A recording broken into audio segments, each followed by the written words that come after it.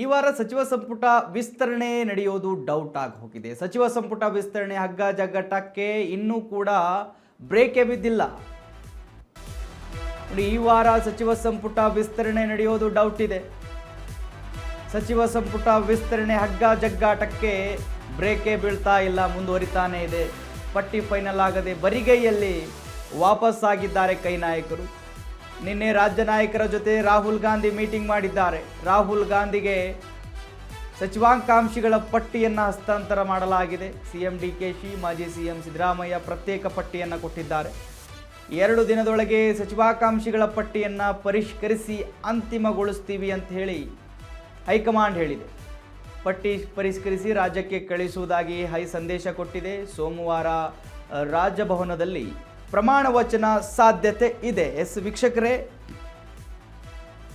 ಇಷ್ಟು ದಿವಸ ಏನು ಕಾದಿದ್ದಾರೆ ರಾಜ್ಯದ ನಾಯಕರು, ಸೊ ಆದರೂ ನಿರಾಸೆ ಆಯ್ತು ಅವ್ರಿಗೆ. ಫೈನಲ್ ಆಗಿ ಒಂದು ಪಟ್ಟಿಯನ್ನು ಕೊಟ್ಟು ಕಳಿಸಬೇಕಾಗಿತ್ತು ಹೈಕಮಾಂಡ್, ಬಟ್ ಕೊಟ್ಟಿಲ್ಲ. ನೀವು ಹೋಗಿರಿ, ಆ ಲಿಸ್ಟನ್ನು ಕೊಡಿ, ನಿಮ್ಮ ಲಿಸ್ಟು ನಾವು ಪರಿಶೀಲನೆ ಮಾಡ್ತೀವಿ. ನೀವು ರಾಜ್ಯಕ್ಕೆ ಹೋಗಿರಿ, ರಾಜ್ಯಕ್ಕೆ ನಾವು ಆ ಪಟ್ಟಿಯನ್ನು ಕಳಿಸ್ತೀವಿ ಅಂತ ಹೇಳಿ ಹೈಕಮಾಂಡ್ ನಾಯಕರು ರಾಜ್ಯದ ನಾಯಕರಿಗೆ ಹೇಳಿ ವಾಪಸ್ ಕಳಿಸಿದ್ದಾರೆ.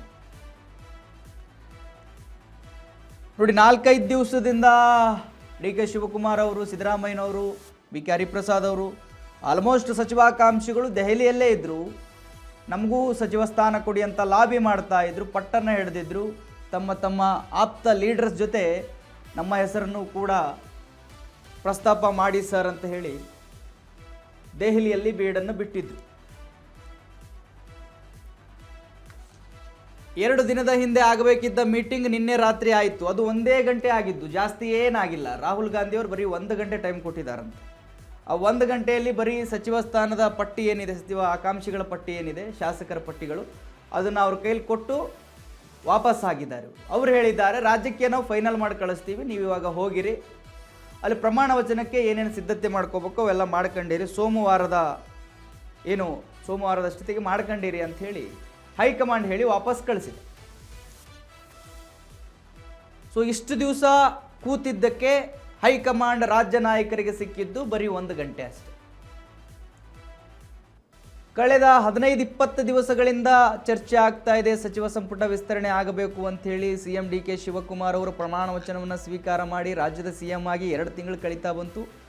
2 ತಿಂಗಳು ಆಗೋಯ್ತು, ಆಲ್ಮೋಸ್ಟ್ 3ನೇ ತಾರೀಕು ಬಂದ್ಬಿಡ್ತು ಅಂದರೆ.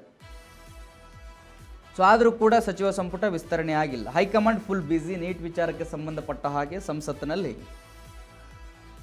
ಗದ್ದಲ, ಕೋಲಾಹಲ ಎಲ್ಲ ನಡೀತಾ ಇದ್ದಾವೆ ಆಡಳಿತ ಪಕ್ಷ ಮತ್ತು ವಿರೋಧ ಪಕ್ಷದ ನಡುವೆ.